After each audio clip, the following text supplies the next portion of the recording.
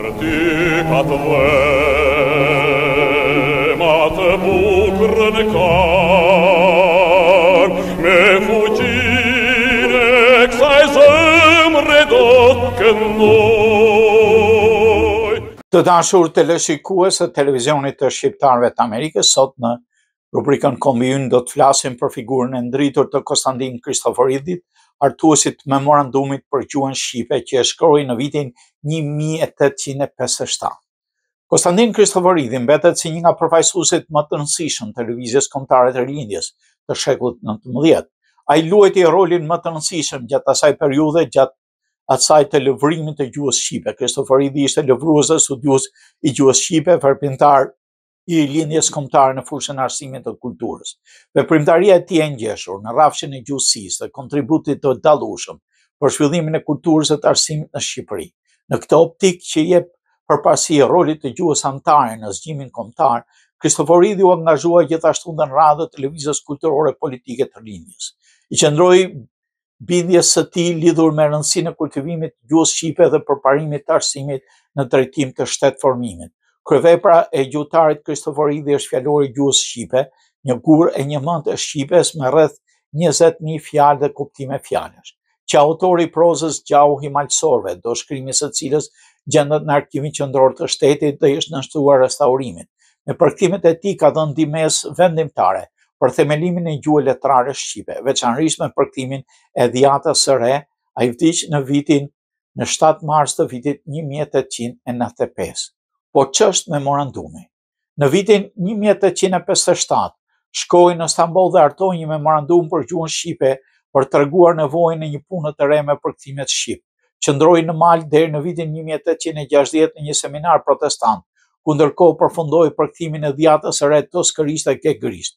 Në punime shënime mbi Shqipërinë, gjuha dhe përktimi i shkrimeve të shenjta, ai paraqiti disa nga idetë e rilindasve për njësinë e Shqipërisë autonome, përlashtësinë e virtytet të shqiptarëve, si dhe përgjendjen e arsimit të dialekteve të shqipes. Në Izmir u zbulua se kishte pranuar me vullnet besimin protestant para se të kishte takuar ndonjë misionar ose të kishte biseduar me ndonjë krishterë ungjillor.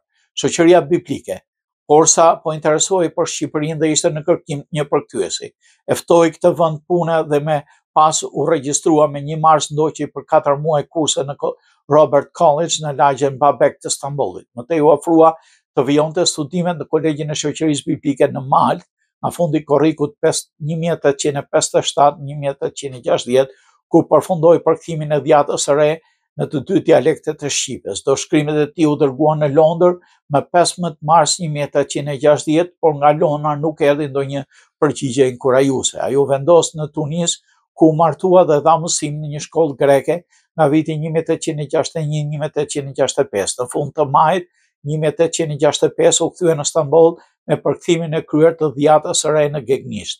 Alexander Thompson i Shoqërisë Biblike, përmes një njoftësie me një rjosh shkodrant shkolluar, Nikol Sarreqin, i cili me të shkuar në Stamboll e ndihmoi Kristoforidin me redaktimin e sugjeroi alfabetin latin me cilin që shkruar gegrishtja në Shkodër, si traditë e autorëve të vjetër.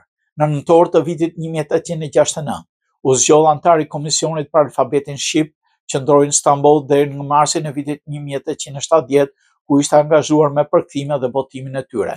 Në vitin 1870 kreu një udhtim të gjatë rreth e përqak Shqipërisë në vitet që në vijim e çoi mes Stambollit, Shqipërisë e Tunisit, ku jetoi familja e tij. Shoqëria biblike. Prej vitit 1874 deri në vitin 1878 pati një ftohje në marrëdhëniet e tij me shoqërinë biblike, pasi dyshohet që nuk besonte sipas qasjes protestante nga një keqkuptim që kishte pasur në Malë. Humbi punën dhe jetoi në mjerim sa në Shqipëri e sa në Tunis. Me ndikimin e Alexander Thompson, të degës Stambollit u bë mundur të vazhdonte punën në shoqërinë biblike, duke përkthyer e botuar, kështu që u zhvendos për këtë shkak në Stamboll familjarisht. Në kryeqytetin Osman mbante kontakt me figurat kryesore shqiptare, që miki Jani Vretos u përpoq të ishte politikisht aktiv me njohjet e tij me shoqërinë biblike të jepte zë kërkesave shqiptare për autonomi. Në vitin 1884 u kthye në Shqipëri dhe i ndërpreu marrëdhëniet me shoqërinë biblike një herë për gjithmonë, përpoj të hapte një shkollë shqipe në Tiranë, por që e pamundur duke qenë se autoritetet osmane nuk e lejonin këtë gjë për ndordhive të paslidhjes së prezenit.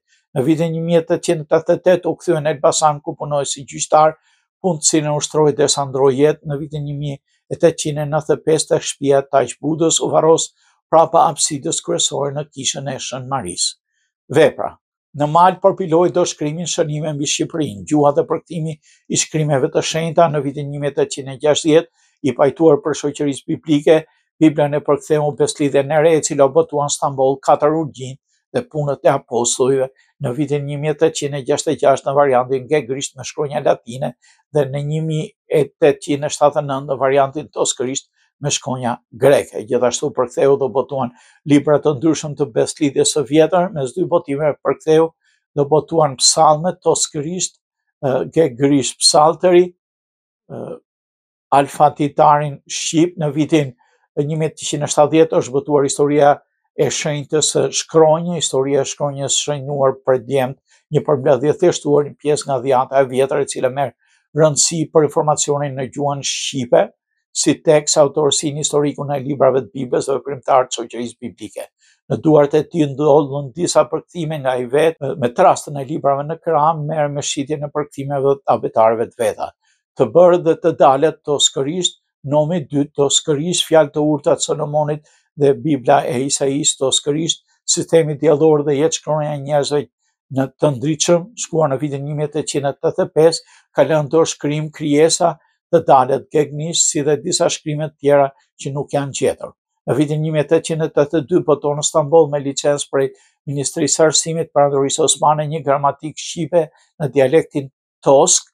Pas vdekjes së shoqes, një vit pas vdekjes së tij, do shkrimet fjalori çdo gjë tjetër që kishte lidhje me rilindasin betën në shtëpinë e dhëndrit Dimitër Babasi, shoqi i Kleopatrës. Vepra themelore e Kristoforidhit, fryt i një pune 20 vjeçare, ishte fjalori i gjuhës shqipe me 11.675 leksema, i përpëluar në toskërisht me abet të mbështetur nga shkronjat greke dhe u botuar në vitin 1104 në Athinë, botuar në Tiranë në vitin 1961.